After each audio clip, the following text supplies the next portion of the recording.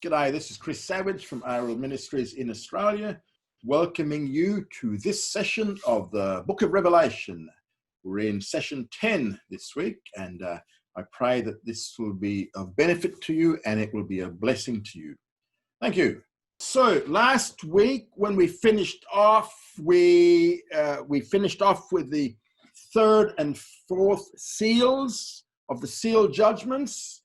The third seal was the horseman, and that was the famine. The famine followed the war.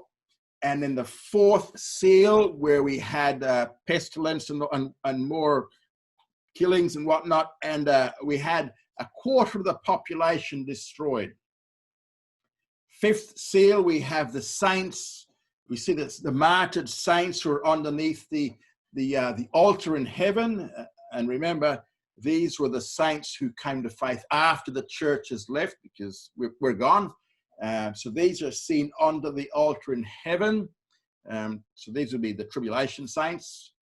Sixth seal, we saw convulsions of nature, and we saw the second blackout, where the entire earth is blacked out, no light at all getting to it. And even in this time, we see that rather than men fleeing to God, they're actually flying from God, running away from God. In chapter 7, we saw the 144,000 Jewish evangelists, 12,000 from 12 of the tribes of Israel. What the writer is doing there, what God is doing there is stipulating that these guys are 12,000 Jewish men from each of these 12 tribes. And these guys were sealed for their protection and for their service. And what's their service? They're the ones who are going to bring about a worldwide revival. And we see that in chapter 7. And we had seal number 7. And what does seal number 7 bring? It brings the 7 trumpet judgments. So the 7th seal has the 7 trumpet judgments. Now, before the 7th seal is opened, we have a period of a half an hour in heaven where there's silence. And it's a silence in expectation of the next series of judgments. And what we see in heaven is that the 7 angels receive 7 trumpets.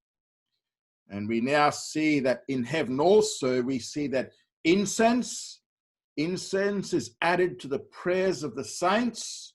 And that incense bowl, we have some fire off the altar in heaven. It's added to the burning incense, and the angel now casts it to the earth. And that is the judgment that he's been cast upon the earth, and their judgment now descends, and we're going to move into the trumpet judgments. That's where we are right now. Here we go. We're into the trumpet judgments. And this is in chapter 8, verse 7 of Revelation. So the first trumpet, and the first, verse 7, and the first sounded, and there followed hail and fire mingled with blood, and they were cast upon the earth. And the third part of the earth was burnt up, and the third part of the trees was burnt up, and all the green grass was burnt up. So what we see here is that in the first of the 7 trumpet judgments, 1/3 of the dry land is destroyed, so that it can produce no more crops, no longer can produce. And we can see here that God is in complete control, because he's only allowing the judgment to affect only 1/3 of the earth and the trees, but we see all of the green grass is burnt. And we're going to see that as these trumpets proceed and the bowl judgments after them, that the world is going to become smaller and smaller as time goes by. It's getting smaller and smaller. Hey, remember back in the seal judgments, we already lost a quarter of the world's population. And if we're looking at, say, today's population, that'd be about 2 billion people. 2 billion people. Now, verses 8 to 9, the second trumpet judgment. And the second angel sounded, and as it were, a great mountain burning with fire was cast into the sea. And the third part of the sea became blood.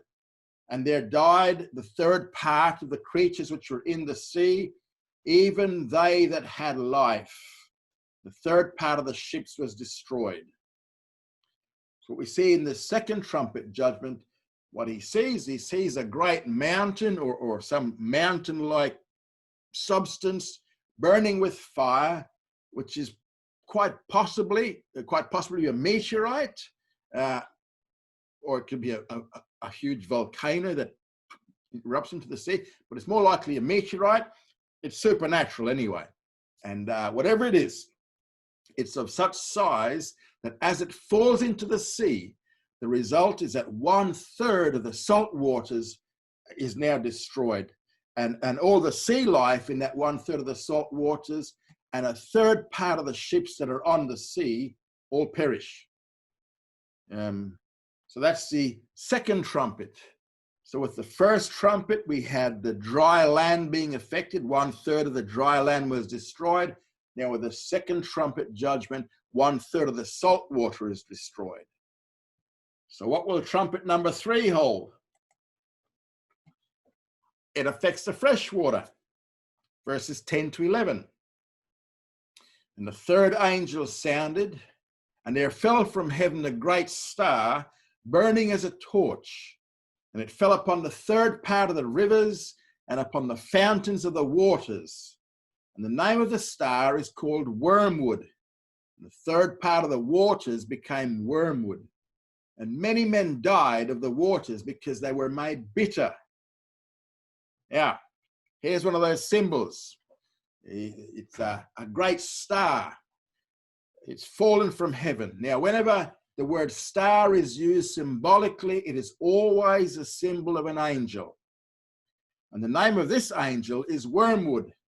So it tells us that this is a fallen angel. And we're going to see, especially in relationship to the trumpet judgments, God is going to use fallen angels or demons in carrying out his judgments during the period of the trumpet judgments. So here we have a particular fallen angel named Wormwood. And this guy, he's given power to destroy 1/3 of the sweet or fresh water. So we went from the dry earth to the salt water and now to the fresh water. And again, we're told that many men died because of the waters. And again, we see that God is in total control because it's only 1/3 of the water that's affected. Now, obviously, there is the death in the population in the first, second, and third trumpet judgments. So we see people are dying. Now, as the population is reduced more and more, it's going to be reduced to an even greater extent when we come into the later trumpet judgments. So this is 3 trumpet judgments we've seen so far. Now, wormwood. There's lots of species of wormwood grown in Palestine, and all these species have a strong bitter taste, and it leads to this plant being used as a symbol of bitterness, sorrow, or calamity. And we see that in Proverbs 5, verse 4, and Lamentations 3, verse 15. Proverbs 5, 4, and Lamentations 3, verse 15. So that's the third trumpet gone. Now remember, guys, this is the sealed judgments were in the first quarter. It was in the first half of the tribulation. So it's in the both the trumpet and seal judgments are in the first 3.5 years of the tribulation. Seal ones were in the first 18 months, and then the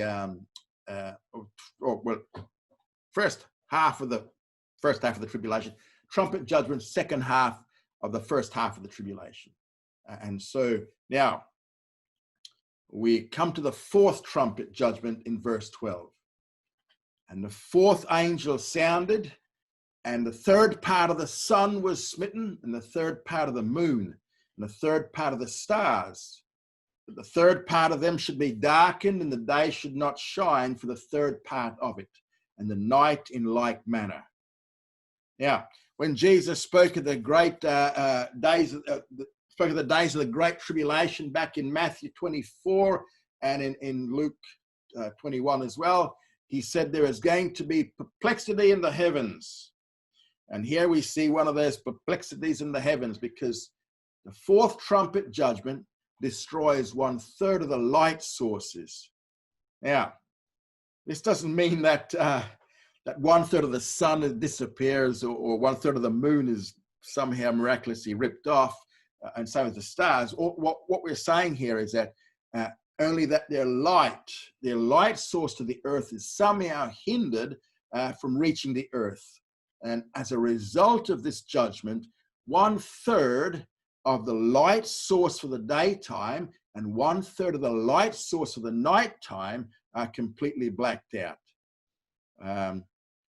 Perhaps the earth will shift away from a 24-hour cycle to a 16-hour cycle, or we'll see 16 hours of darkness and 8 hours of daylight. If we're at the equinoxes, where the night is equal to the day, and we have 12 hours of each. So somehow we're going to lose 1/3 of our light coming to the earth. Just think of it. If you lose 1/3 of the light coming to the earth with the sun, I mean, also you're going to possibly lose 1/3 of the warmth coming as well. Don't know. Doesn't say in the text, just surmising. We don't get past the text. Okay, so far, what do we got? 4 trumpet judgments have fallen. Now we come to verse 13, which is going to be an introduction to the last 3 trumpet judgments. And verse 13, and I saw and I heard an eagle flying in mid-heaven, saying with a great voice, Woe, woe, woe, for them that dwell on the earth, by reason of the other voices of the trumpet of the 3 angels who are yet to sound. So what's the message of verse 13? What he's saying here is that as bad as the first 4 trumpet judgments were, the last 3 trumpet judgments will be far worse. And that's why they're called woe judgments. And this severity is so pronounced that what we have is a warning of their approach sounded with a voice in the atmospheric heavens. And we see here, this is an eagle, but this eagle is more likely to be a seraph, S-E-R-A-P-H. And we see him back in Revelation 4, verse 7, seraph. So he is one of the angelic hosts, but this guy has wings. So he flies in the mid-heavens and he's declaring a warning to the earth. Now, the first woe judgment is going to be the 5th trumpet judgment. And this will talk about the first of the 2 demonic invasions upon the earth. The second woe judgment is going to be the 6th trumpet judgment, which will deal with an even worse and second demonic invasion. And the third woe judgment will be the worst of them all, because the third woe judgment, or the 7th trumpet judgment, is going to contain within it the 7 bowl judgments, which will bring to a conclusion the wrath of God. So because we have a special word pronounced upon the last 3 judgments, they're called woe judgments. Now we see a phrase there that says, them that dwell on the earth, or you might have the inhabitants of the earth in your Bible. We actually find this 12 times in Revelation. Revelation 3:10, Revelation 6:10, Revelation 8:13. I should have put these on the slide for you. Anyway, what does it mean? It means more than the people who live on the earth, right? Because, hey, that's where all the people live. What it's referring to here, it's referring to a kind of person or a kind of people. It's for those who live for the earth and the things of the earth. And these guys are opposite to you and I. Why? Because where's our citizenship? Our citizenship is in heaven. So these earth dwellers, or those who dwell on the earth, these are people, these are unbelievers who their life is bound up in the things of the earth. This is their home. And John described the earth dwellers in his first epistle in 1 John 2, verses 15 to 17. 1 John 2, 15 to 17. And later on, in this prophecy, Revelation, he again makes it clear that the earth dwellers are not born again. We'll see that in Revelation 13, verse 8. So the earth dwellers here are unbelievers because they're living for the things of the earth. You and I as believers, we're living for the things of heaven. That's where our citizenship is. Remember, we're just ambassadors here. We're just here to declare Jesus.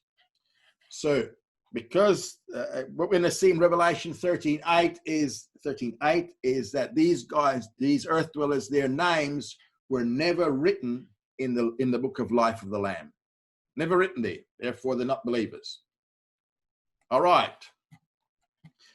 Now we go to the fifth trumpet, which is the first woe judgment. Remember, these last three are worse than the first four trumpet judgments. So these ones are getting worse and worse. And we see these in Revelation 9, 1 to 12. Revelation 9, verse 1. And the fifth angel sounded, and I saw a star from heaven fallen onto the earth. And there was given to him, this is a particular star, the key of the pit of the abyss. So this star, again, with its consistent symbolic usage, wherever the word star is used symbolically, it is always a symbol of an angel. And we're clearly told here that this angel is also a fallen angel. So John did not see him fall, he was already fallen. He says, I saw a star fallen. And to this particular star or fallen angel, this guy was given the key of the pit of the abyss. And what's the abyss? The abyss is simply, it's a temporary place of confinement for fallen angels. A little bit of background here. You'll read in the scriptures the terms Sheol and Hades. So they're both the same. One's Hebrew, one's Greek. Sheol is Hebrew. Hades is Greek. We call it hell. Excuse me. And in Sheol or Hades, there are two major compartments. One side was where all the righteous dead went before the death of Christ. So before Christ died, all the righteous Old Testament saints went to one side, and that side is known as paradise or Abraham's bosom. And the thief on the cross, when he asked Jesus, Jesus said, oh, this day you'll be with me in paradise. Paradise, the rabbinic writings talk about Abraham's bosom, and that's paradise. The other side, the bad side, had different sections in it, and there was what we call hell, where the spirits of unsaved men went. Those who rejected God went there. Now, in one section of this place called hell, there's a place called Tartarus. It's the pits of darkness. And we see this in 2 Peter chapter 2, verses 4 to 5. 2 Peter 2, verses 4 to 5. And Peter writes, for if God spared not angels when they sinned, but cast them down to hell and committed them to pits of darkness to be reserved unto judgment, and spared not the ancient world, but preserved Noah with 7 others, a preacher of righteousness, when he brought a flood upon the world of the ungodly. And a fellow believer, Jude, in Jude verses 6 to 7, he writes about a specific group of angels here. It says, and angels that kept not their own principality, but left their proper habitation, he has kept in everlasting bonds under darkness unto the judgment of the great day. Verse 7 of Jude. Even as Sodom and Gomorrah and the cities about them, having in like manner with these given themselves over to fornication and gone after strange flesh, are set forth as an example, suffering the punishment of eternal fire. You're probably asking, what's all that about? Well, both Peter and Jude wrote about there were a group of angels that committed a specific sin in Genesis chapter 6, where the angels left their angelic state and took on the form of men. And that's what Peter and Jude are talking about. Now, there's a specific place, a temporary place of confinement. There's a place for these guys in the abyss. And what we see here is they're waiting there for the great white throne judgment day. And these guys are in the abyss. Some are there now. They're going to be released later. And some have gone there temporarily. Remember when Jesus was about to cast out a demon or a legion, the demons would request that he didn't send them to the abyss. And we see that back in Luke chapter 8, verse 31. So this place is a temporary place of confinement for fallen angels, but not these Genesis 6 ones. These Genesis 6 ones had a place called Tartarus. They had a special place for them. And that was the place of great darkness. Now, let me get back on track here. Okay. Now, what we'll get back here. Notice here that this fallen star is he's a person, right? What is he? We're going to see in verse 11 of this chapter that he's actually the king over the beings in the pit. We're going to see it in verse 11. He does not have complete authority. Why? Because the key to the abyss, the key to the pit, had to be given to him before he could loose his army. Remember back in Revelation chapter 1, verse 18, right back then, it was the resurrected Christ who had the keys of death and Hades. Hades is a place, what we're talking about, Hades. So Jesus is the one who gives him the authority to open the abyss. Jesus has all authority. So when the fifth trumpet sounds, the abyss is going to be opened, allowing out a great number of demons from there. And the results of the opening of the abyss we see in verse 2 of chapter 9. And he opened the pit of the abyss, and there went up a smoke out of the pit as the smoke of a great furnace. And the sun and the air were darkened by reason of the smoke of the pit. So, this demonic horde come out of this abyss. Literally, what we see here is the phrase is, it's a shaft of the abyss. And this is in both verses 1 and 2. The use of the word shaft gives a picture. It's a pit that is entered by a shaft or a well, and it is guarded on the lock and key. So what we see here is the same thing that happened in regards to the invasion in Joel. You know, Joel, prophet Joel, where the sun and the moon and the stars were darkened. So one result of the opening of the abyss at this point is that there is the third of the 5 blackouts of the end time period. So this is blackout number 3. The other 2 were at the 6th seal, back in chapter 6, verse 12, and the one of Joel chapter 2, verse 31, which happens before the tribulation. So this is blackout number 3. Blackout number 3 is when this horde of demons come out of the abyss. So for the third time, no light penetrates the earth from the sun, moon, or stars.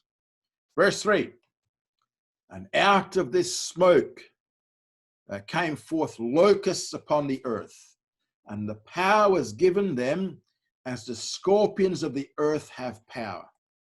So what comes out of this abyss, these are not locusts, not foliage-eating locusts, because their origin here is from the shaft of the abyss, right? They're coming out of the place where it's where there's a place of confinement for demons. So these creatures here are described as being very real. So we don't look at them as simply, symbolic representations of judgment. No, these guys are real. They're animal-like creatures. They're like locusts. They're not ordinary locusts because these guys are demonic in nature. Probably would be better to describe them as demons who take the form of strange locusts. Verse 7 to 11 makes this very clear. Anyway, they look like locusts, yet they sting like scorpions, which locusts don't actually do that. What we see here is this is the first of two demonic invasions upon the earth. Now, first group of demons here, they're given a specific commission in verses 4 to 5. And it was said unto them that they should not hurt the grass of the earth, neither any green thing, neither any tree, but only such men as have not the seal of God on their foreheads. And it was given them that they should not kill them, but that they should be tormented 5 months. And their torment was as the torment of a scorpion when it striketh a man. So the commission to these demons in the first demonic invasion of the tribulation is, first of all, they're not to touch the vegetation of the earth.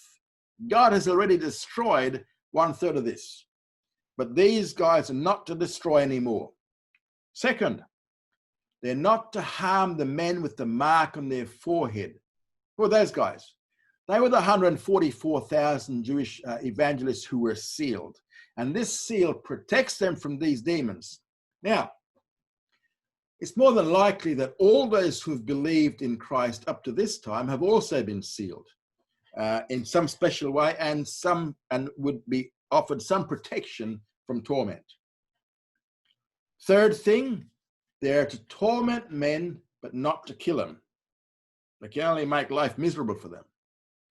And it was limited to 5 months. So this trumpet judgment will last for a period of 5 months or 150 days. So the torment is going to be like the bite of like the sting of a scorpion. Sting of a scorpion, very painful, but doesn't bring death. They don't normally kill. Okay, so what we're going to see here is that men are going to undergo a great deal of pain, but they'll not die by the hand of these demons. And incidentally, the lifespan of a locust is around about 5 months. There you go. 150 days, 5 months. Okay, now, what else is going to happen at this time? In this fifth trumpet judgment, it says here, and in the... okay, but what we're going to see here is that even though these people are being tormented, and they're not going to die by the hand of demons because they're told not to kill them, they're actually going to fail to die by their own hands. I mean, the torment is going to become unbearable. In verse 6, it says, and in those days, men shall seek death and shall in no wise find it, and they shall desire to die, and death fleeth from them. So, as a result of this tremendous torment inflicted on humanity by these demons, men will desire to die, but they're going to be unable to die.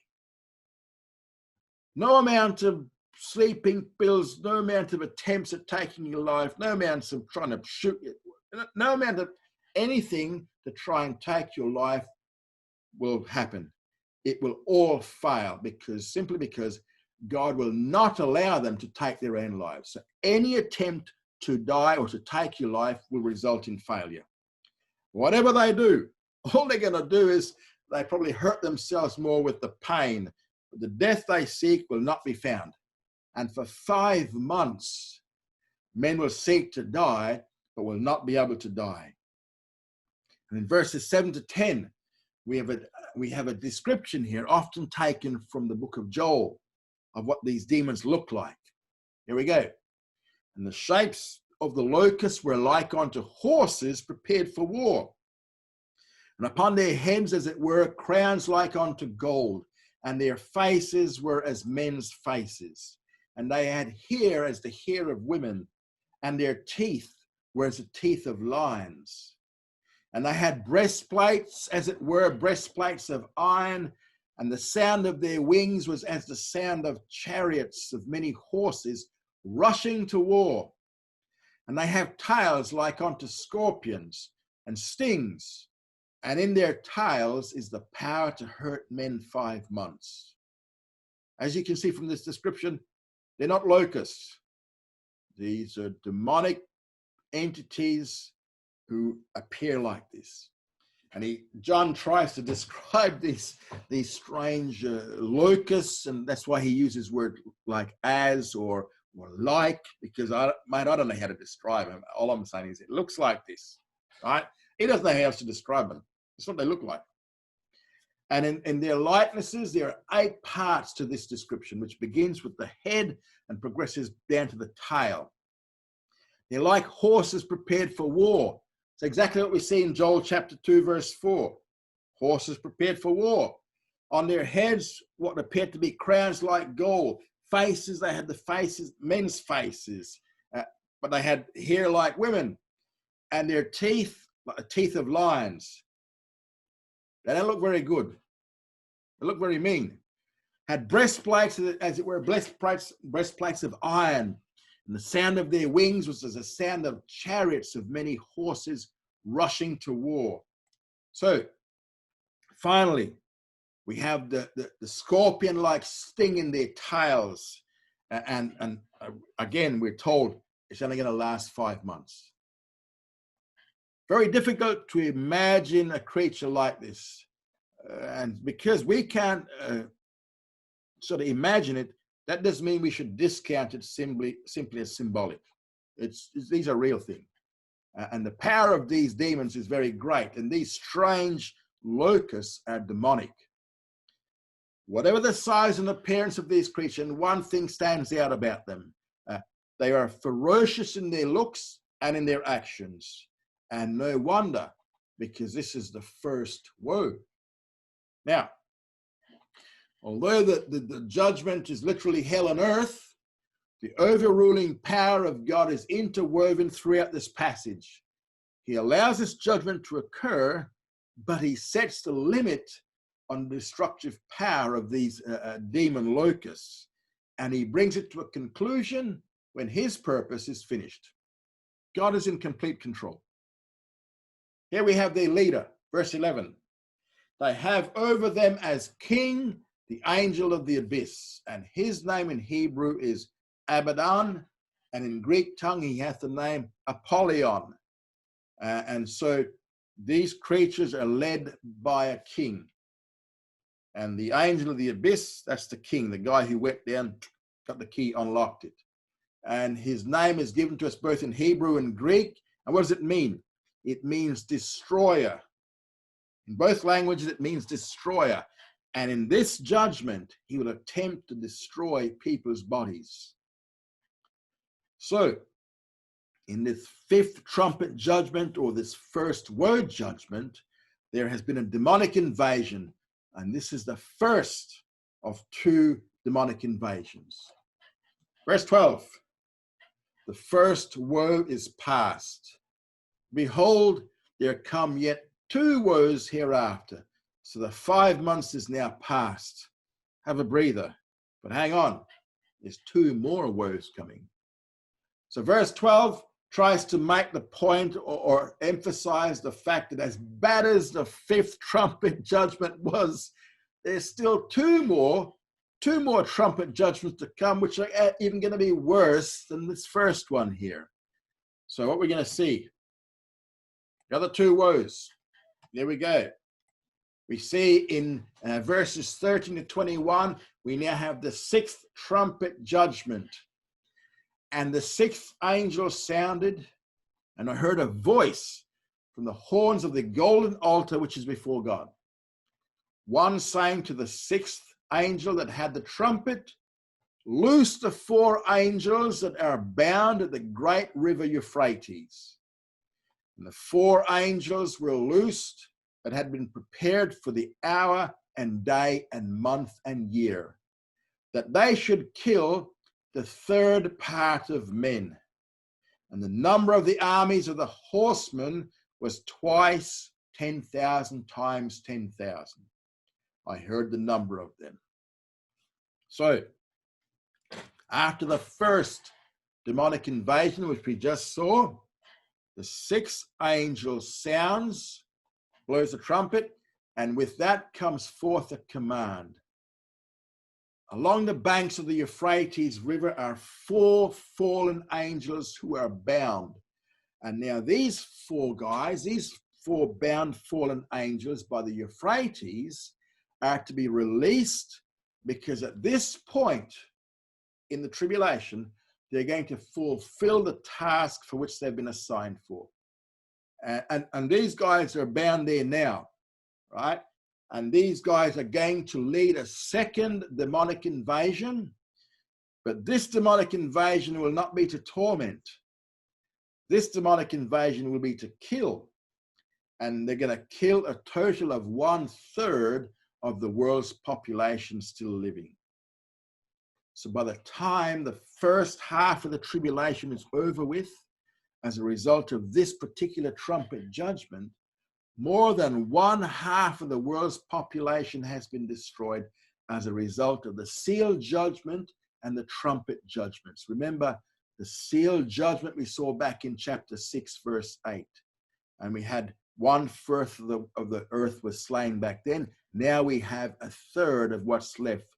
So in total, we're going to have 1/2 of the world's population gone by this time in the tribulation. That's on today's figures, that would be around about 4 billion people gone. Now, it was at the golden altar of incense where the angel offered the prayers of the saints back in chapter 8, verse 3 to 5. Now, from this altar, from this same altar, a voice speaks, commanding the 6th trumpet angel to loose the 4 angels who were bound at the river Euphrates. And these angels were prepared for the hour. In the Greek, the definite article, the, is there in verse 15. The hour. This is a special hour. And this special hour is for the purpose of killing 1/3 of the human race. Again, we can see the sovereign hand of God working all these events for his own glory and in his own time. And these demons who've been kept for this very hour could not have released themselves, nor could Satan have released them until God gave the command. God's in total control of this whole scenario. And in verse 16, we're told the numbers of them, 10,000 times 10,000. If you work it out, it comes to 200 million. And some people have labeled this as an invasion from China. Because at one time, Chairman Mao, he claimed that he could field an army of 200 million. And because this is an invasion from the east, led by the kings of the east, except we have a problem with that. The kings of the east are not in this chapter. That's later on. They're in the bowl judgments. That's in chapter 16. Entirely different chapter, different scenario. So, and also, whenever the Bible speaks of the east, it's not China. It's, first of all, here, the invasion is not from the east. Here, the invasion is from the Euphrates River, which is not the Far East, but it's actually in the Mesopotamian region. And again, the army is not led by human generals. It's led by 4 fallen angels. So we need to be careful in trying to pluck things out of the newspaper and say, oh, that's what it fits there. You know, this is an army of 200 million demons, not Chinese soldiers. We're given a very clear description of the army here in verses 17 to 19. And thus I saw the horses in the vision and them that sat on them, having breastplates as of fire and of hyacinth and of brimstone. And the heads of the horses are as the heads of lions, and out of their mouths proceedeth fire and smoke and brimstone.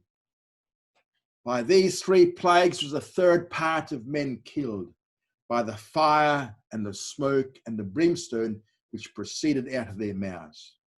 For the power of the horses is in their mouth and in their tails. For their tails are like unto serpents and have heads, and with them they hurt. So what we see here is that it's an immense army of horsemen. They front up at this time, and the total number of them is 200 million. And these horsemen are led by 4 fallen angels. And this invasion is going to destroy 1/3 of the world's population. And what we see here is that the deadly power of these horses is in their mouths and tails, not in their legs. And notice also that the focus here is on the horses, not the riders. We're going to see fire, smoke, and brimstone comes from their mouth, and their tails are like biting serpents. So they can attack men from the front and from the rear. Whichever way they're facing, you're going to cop it. So this is another demonic army headed by 4 fallen angels, and all of them are today bound by the Lord, unable to act until God gives them permission. Why they're bound at the Euphrates River, it doesn't tell us. Although all we do know is that in that area, that was the cradle of civilization. And in actual fact, that was where the occult first started. The Tower of Babel, that sort of stuff, back in Genesis chapter 2, verse 14. Now, it's not Genesis 2, verse 40 from Tower of Babel, but that's where civilization started. Now, the men here, I'm going to have a drink. Otherwise, we'll pass out. So the men here are killed by 3 different plagues. We got fire, we got smoke, and we got brimstone. Now, brimstone is often associated with the things in the abyss and things in hell. And to try and say that this is a literal army and to point to a nation like China is to totally miss the message that John's trying to tell us here. So we just need to be careful to try to identify things from the newspaper and say, oh, that's what it is. Listen, prophecy must be fulfilled in every detail and not only have certain similarities. Every detail must be fulfilled for it to be biblical prophecy. In verses 20 and 21, we see the response of humanity to this judgment. It says, and the rest of mankind who were not killed with these plagues repented not of the works of their hands, that they should not worship demons and the idols of gold and of silver and of brass and of stone and of wood, which can neither see nor hear nor walk. And they repented not of their murders, nor of their sorceries, nor of their fornication, nor of their thefts. So, in spite of the massive judgments where more than half or more of the world's population have been killed so far, man still refuses to repent. Remember back in the end of chapter 6, in the seal judgments, that even after the seal judgments, men would not turn to God. And now, even after the trumpet judgments, men will still not turn to God. And in verses 20 and 21, we have a description here of the religion and life of these unredeemed people who were these earth dwellers, who were living during the period of these tribulation days. What does it say? Their religion will be the worship of demons and idols. And hey, demons have tormented them for 5 months previously, and demons have now destroyed 1/3 of the population. And in spite of all of this, they still continue worshiping demons rather than worshiping the God who has sent forth these particular judgments. How crazy is that? And what's their life like? It says that their life will be filled with murder, sorcery, fornication, and stealing. And the word sorcery, that's where we get the word pharmacy from. So it must have something to do with drugs. So what we're seeing here, it has the misuse of drugs. And incidentally, 3 of these things are direct violations of the 10 Commandments: murder, fornication, and stealing. So what we're going to see at that time is that vice will reign in the place of virtue. And as it will be, since one's, what you become like what you worship, right? And your religion determines your ethics. So, worshiping demons, this is what the result will be. People in those days will have religion with many of its visible representations, but it's going to do nothing to change their lives. Now, what do we deduce from all of this? 3 things stand out in this chapter. First of all, the reality and power of the unseen world of demons and Satan. It's a very real world. Secondly, we see the reality of a God who judges. And third, we'll see the reality of the hardness of sinful human hearts. Even going through this, they will still not repent. They still keep worshiping the very things that are tormenting and killing them. How crazy is that? Okay. Whoa. Whew. Now, Joel, little 3-chapter prophecy book. Joel, we're going to go back into the Old Testament. Joel speaks of 3 invasions of the land of Israel. First invasion is one that took place in his own day. And we see this back in Joel chapter 1, verses 2 to 14. And that was an actual locust invasion that had devastated the land, made everything. And Joel calls upon the older men of Israel to think, can you think as far back as you can think, has anything like this ever happened? And they says, no, can't remember anything as bad as this invasion of the locusts. So can't remember their grandfathers talking about it either. So that was the first invasion that Joel deals with. It was an actual invasion that occurred in his day, and it was actually locusts. Moving on from Joel 1 into Joel 1:15 to chapter 2, verse 14. He now deals with a second type of invasion that will occur in the tribulation period.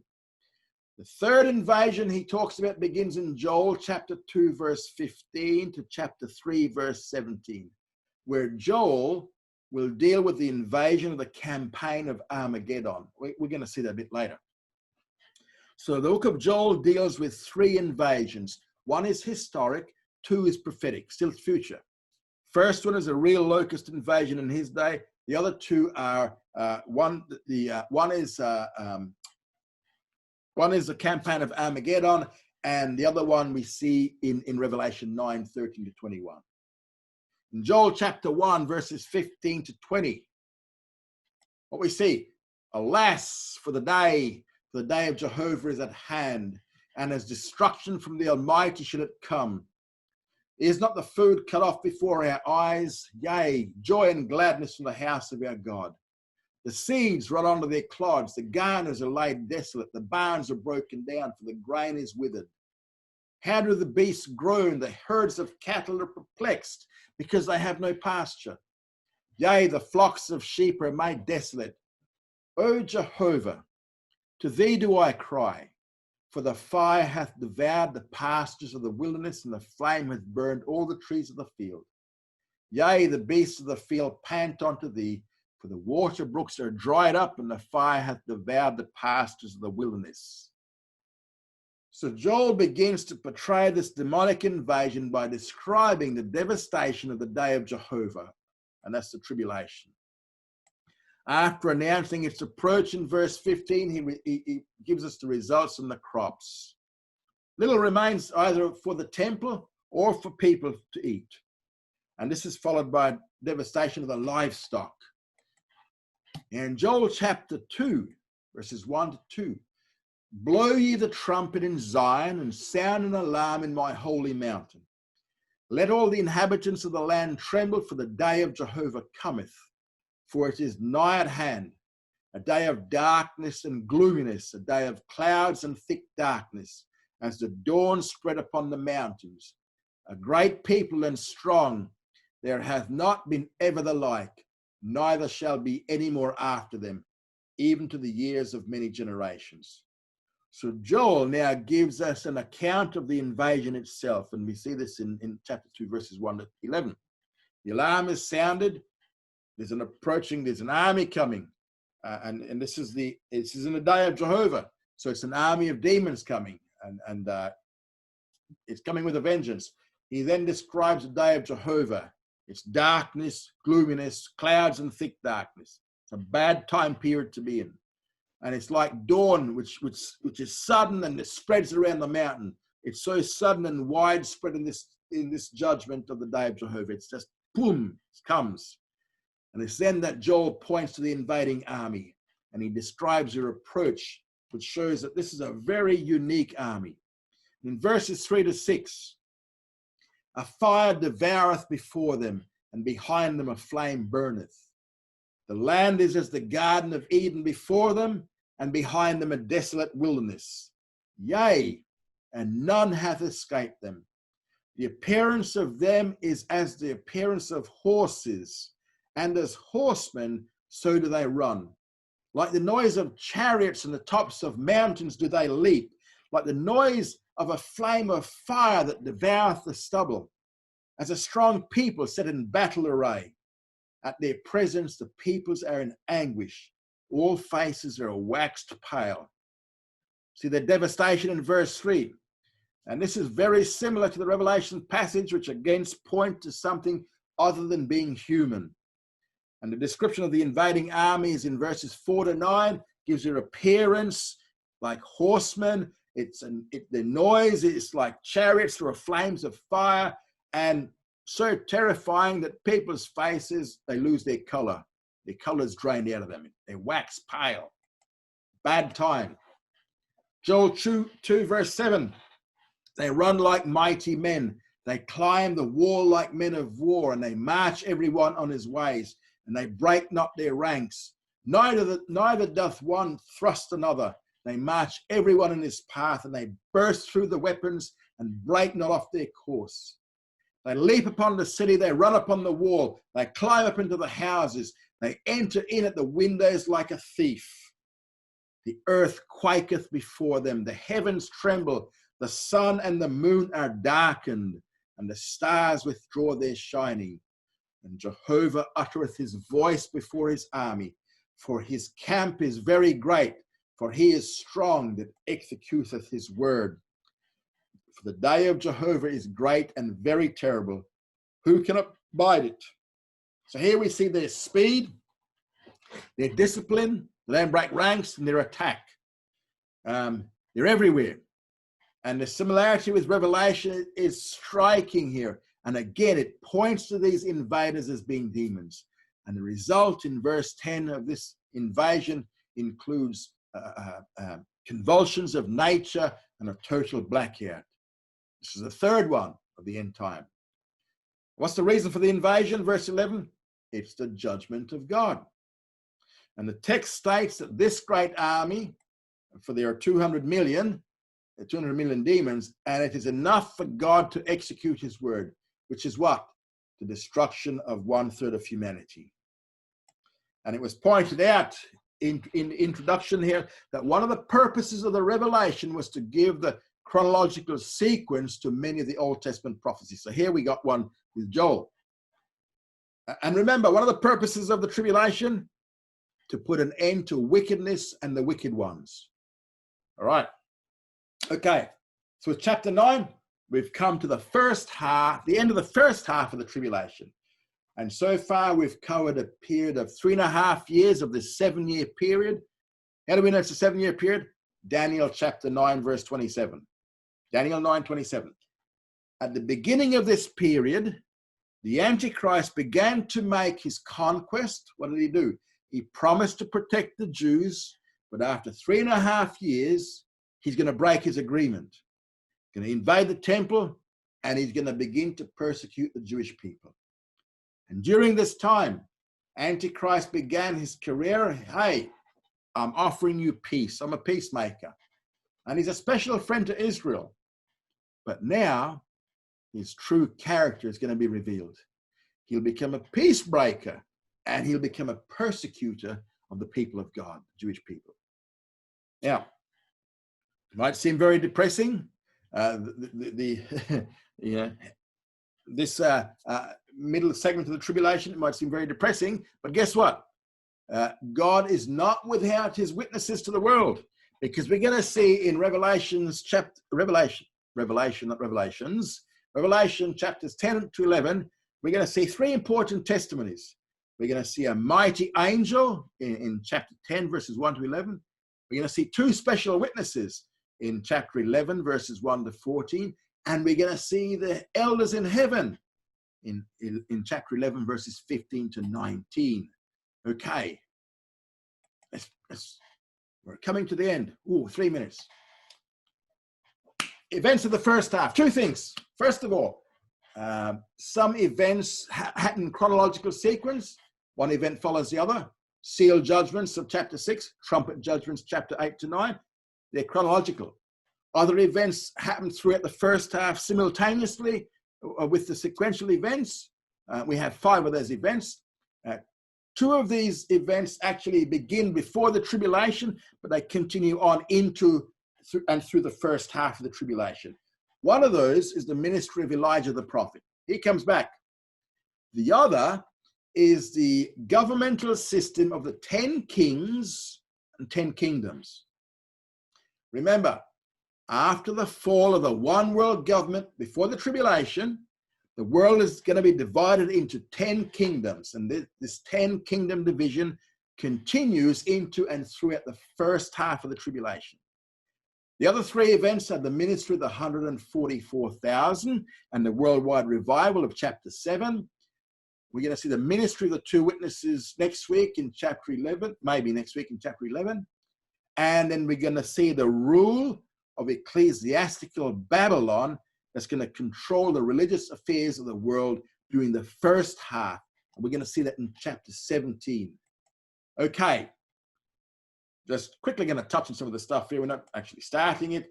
Here's a chart for you. And I put the chart into on 2 PowerPoints. So you've got that. Download it if you want to. Here we go.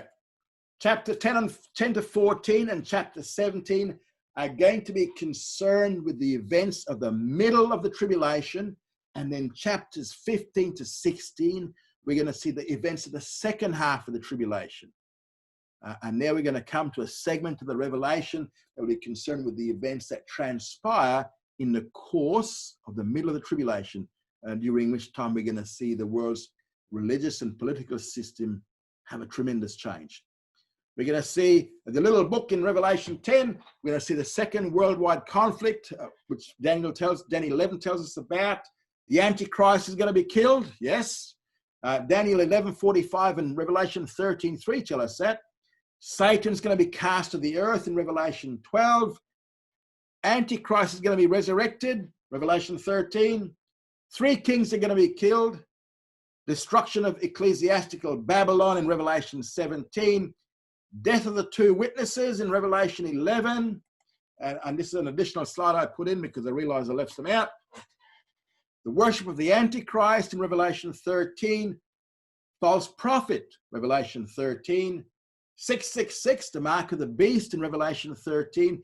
Then we're going to have the 7-year covenant broken, the abomination of desolation, persecution of the Jews, mid-trib announcements, the 7th trumpet, which we'll see next week, which is the 3rd woe judgment.